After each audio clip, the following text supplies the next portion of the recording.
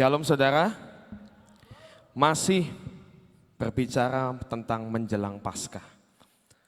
Waktu kemarin saya menyiapkan akan hal ini, sebenarnya saya sudah menyiapkan sebuah firman, tapi kemarin tiba-tiba Tuhan gerakan untuk saya membaca lagi akan peristiwa menjelang Paskah. Di sini saya akan memberikan tema pada malam ini adalah pecahkan buli-bulimu. Nah, saudara, saya mau cerita sedikit tentang buli-buli pualam. Di dalam Alkitab dikatakan ada dua wanita yang memecahkan buli-buli pualam. Yang pertama adalah wanita yang berdosa. Yang kedua adalah Maria, saudara Lazarus. Dia memecahkan buli-buli. Nah, ternyata saya baca dalam terjemahan bahasa Inggris, buli-buli pualam ini adalah alabaster jar. Apa sih sebenarnya buli-buli pualam ini? Jadi ada tradisi dalam sebuah tradisi Yahudi, seorang tua akan memberikan yang namanya alabaster jar atau buli-buli pualam ini kepada anak wanitanya yang sudah akil balik. Nah, apa sih sebenarnya buli-buli pualam ini? Buli-buli pualam ini terbuat dari seperti batu marmer yang itu hanya ada di daerah Himalaya atau daerah India yang sangat jarang dan itu sangat bagus. Bahkan Salomo pun menggunakan menggunakan batu pualam ini untuk menghiasi akan istananya. Nah, buli-buli pualam ini dibentuk saudara dari sebuah batu yang bentuknya apa ya? Seperti clay. Jadi mudah dibentuk seperti itu saudara. Harganya sangat mahal, dibentuk seperti sebuah apa ya? Sebuah kandil gitu ya. Setelah itu di bagian dalamnya diletakkan yang namanya wangi-wangian. Dan biasanya itu diberikan minyak narwastu atau spikenard di dalam buli-buli itu. Setelah itu buli-buli itu akan ditutup, bukan ditutup seperti minyak urapan ya saudara ya, pakai plastik, enggak. Akan disil lagi, ditutup lagi dengan yang namanya batu pualam itu. Sehingga orang nanti kalau mau membuka minyak wangi itu nggak bisa dibuka cuman seperti kita membuka minyak urapan zaman sekarang, nggak bisa saudara. Itu harus dipecahkan. Dan seorang tua ini akan memberikan kepada anaknya yang sudah akil balik.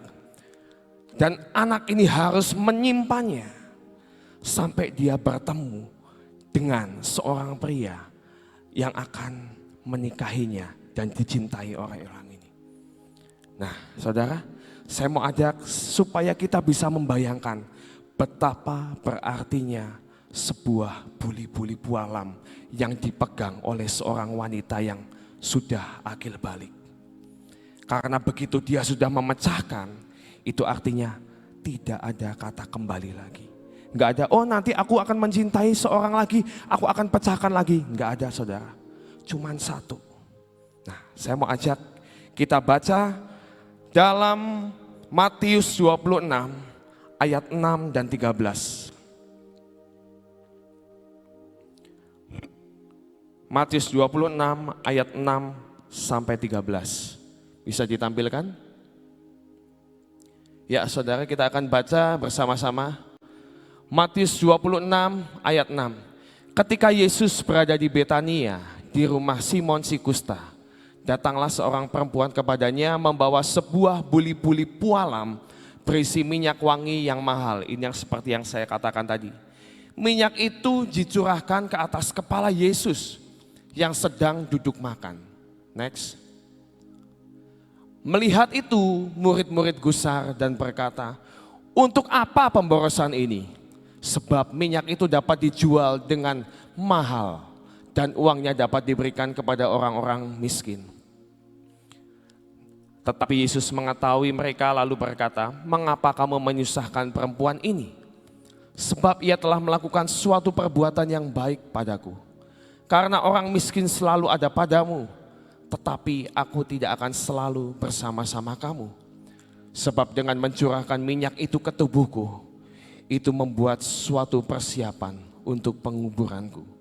Aku berkata kepadamu, sesungguhnya di mana saja Injil ini diberitakan di seluruh dunia, apa yang dilakukan ini akan disebut juga untuk mengingat dia." Saudara, wanita yang ada di ayat ini adalah Maria, saudara Lazarus. Seperti yang kita ketahui, Maria selalu mengambil bagian yang terbaik saat Yesus datang di rumahnya. Berbeda dengan Marta, kita sudah tahu Marta senangnya apa? Nyiapin hal-hal aksesoris yang menurut Tuhan Yesus itu tidak penting. Saat Tuhan Yesus datang berkunjung ke rumah seseorang, dia hanya ingin apa? Dia ingin ada hubungan pribadi. Dia hanya pengen mengutarakan isi hatinya, dia hanya ingin berbincang-bincang. Setelah dari perjalanan yang jauh, apa yang dilakukan? Dia hanya pengen berbincang-bincang. Dia nggak pengen menikmati makanan jasmani dan apapun itu, saudara. Tapi saudara bisa lihat di ayat ini, saat Maria datang untuk mengurapi Yesus, dia datang, dia pecahkan yang namanya buli-buli bualam. Yang itu artinya dia sedang memberikan yang terbaik, yang berharga dari hidupnya. Tapi beda banget saudara, kalau kita lihat tadi Sofi sudah berbicara tentang apa? Kesalahan murid-murid Yesus. Saudara, kita bisa lihat di sini, melihat itu murid-murid gusar dan berkata, "Untuk apa pemborosan ini? Sebab minyak itu sekali lagi semuanya dihitung dengan uang, dapat dijual dengan mahal. Dan uangnya dapat diberikan untuk alasan apa? Pelayanan. Dapat dijual dan diberikan kepada orang-orang miskin." Saudara, bagaimana saudara bisa melihat hati Yesus sangat sedih. Melihat murid-muridnya yang sudah sekian tahun bersama-sama dengan dia. Melihat semua mujizat, melihat semua dan mendengarkan semua pengajaran Yesus. Tapi saat ada seorang wanita yang datang untuk menyembah Yesus, dikatakan ini kejadiannya ini 2 hari sebelum Paskah. Yang harusnya murid-muridnya menangkap karena Yesus sudah memberikan sinyal, nanti aku akan mati dan aku akan bangkit. Tapi murid-muridnya tidak pernah menangkap akan hal itu, saudara. Orang yang selalu bersama-sama dengan dia. Orang yang selalu melihat mujizatnya. Orang yang selalu melihat dan mendengarkan ajarannya. Tapi semuanya itu hanya lewat, saudara.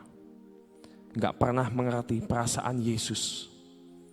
Yang perlu buat Yesus saat itu adalah apa? Adalah seorang Maria yang mengurapi akan hidupnya. Datang tersungkur kepadanya. Hari ini Tuhan katakan kita harus renungkan sebelum menjelang Paskah ini. Kita tanya dalam hati kita, apakah kita sudah memberikan yang terbaik buat Tuhan kita? Pecahkan buli-buli itu berarti apa? Itu adalah sebuah penyembahan yang Tuhan rindu dari hidup kita. Seringkali kita mengundang Tuhan hadir, tapi kita sibuk seperti Marta, saudara. Kita gak pernah pengen tahu apa yang Tuhan mau. Tapi kita sibuk sendiri melakukan apa yang menurut kita Tuhan akan suka untuk kita lakukan.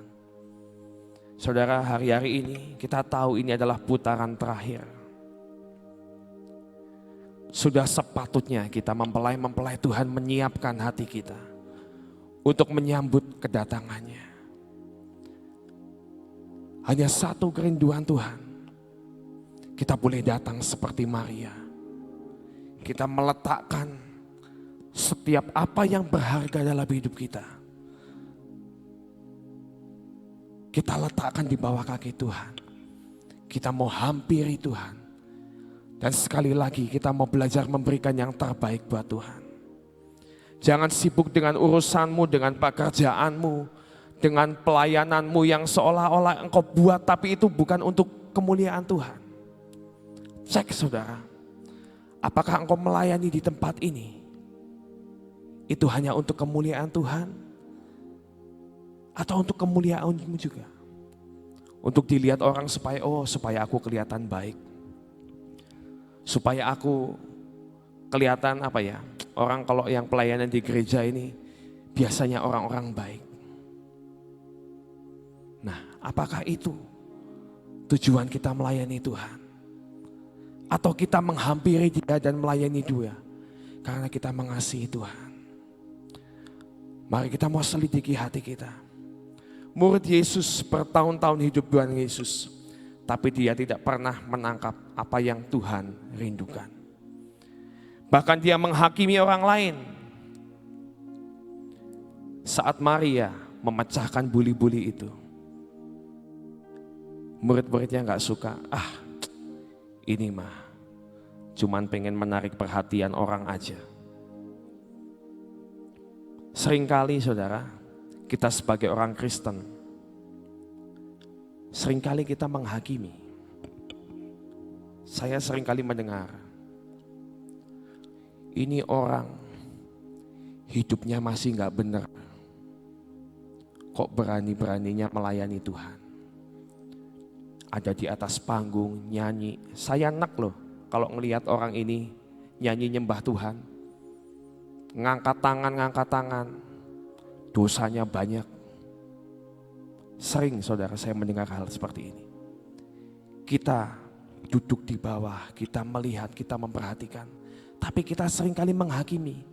Namanya engkau ada di gereja. Tujuannya engkau bersekutu dengan Tuhan. Bukan engkau menghakimi akan hamba Tuhan. Engkau menghakimi pelayan-pelayan Tuhan. Itu haknya Tuhan. Tidak sepatutnya kita memperhatikan hal-hal yang gak penting. Saat engkau ada di dalam sebuah gereja atau sebuah ibadah, harusnya fokus kita hanya tersungkur di bawah kaki Tuhan dan menyembah Tuhan. Tapi bukankah seringkali kita seperti murid-murid ini, menghakimi orang lain, mengkritik orang lain, tapi lupa untuk melihat akan dirinya sendiri, akan dosanya sendiri. Saudara, wanita yang kedua adalah wanita yang berdosa, yang memecahkan pualam, buli-buli pualam ini. Saat dia ada di dalam rumah Simon, orang Farisi. Dan saat itu seorang wanita yang berdosa ini, dia juga memecahkan yang namanya buli-buli pualam ini untuk mengurapi Yesus. Tapi sekali lagi Simon orang Farisi ini bahkan meragukan Yesus mengetahui. Dia berkata, kalau engkau Yesus, kalau engkau Nabi, harusnya engkau tahu wanita apa ini yang mengurapi engkau. Seringkali kita mencibir, seringkali kita menghakimi orang-orang yang datang kepada Yesus untuk mengurapi dan mengambil bagian yang terbaik, saudara. Tapi hari ini Tuhan ingatkan, yuk sebelum Paskah ini kita kembali, kita mau berikan penyembahan sejati di hadapan Tuhan saat ini. Apakah kita sudah memberikan dan mengambil bagian yang terbaik untuk kita datang, kita pecahkan yang namanya buli-buli itu, yang artinya kita memilih untuk mengasihi dan mencintai Yesus lebih dari apapun? Atau engkau masih mengharapkan akan adanya penyelamat yang lain atau Yesus yang lain dalam hidupmu? Jangan sampai engkau mengakhiri hidupmu di dunia ini dengan tidak pernah memecahkan buli-buli pualam yang Tuhan taruh dan percayakan dalam hidupmu. Hari ini waktunya kita memilih. Apakah engkau memilih dunia atau engkau memilih Tuhan? Kalau engkau memilih Tuhan, mari pecahkan buli-bulimu hari-hari ini. Bawa hidupmu, letakkan hidupmu. Serahkan kepada Tuhan. Ambil bagian yang terbaik. Penyembahan yang sejati. Biar itu boleh keluar dari hidup kita. Saudara, saya mau ajak kita semuanya hari ini. Kita mau sembah Tuhan. Kita mau selidiki hati kita. Sekali lagi kita mau taruh hidup kita di hadapannya. Tuhan rindu dalam Yohanes 4 ayat 23 berkata, tetapi saatnya akan datang dan sudah tiba sekarang, bahwa penyembah-penyembah yang benar akan menyembah Bapa dalam roh dan kebenaran. Sebab Bapa menghendaki penyembah-penyembah yang demikian.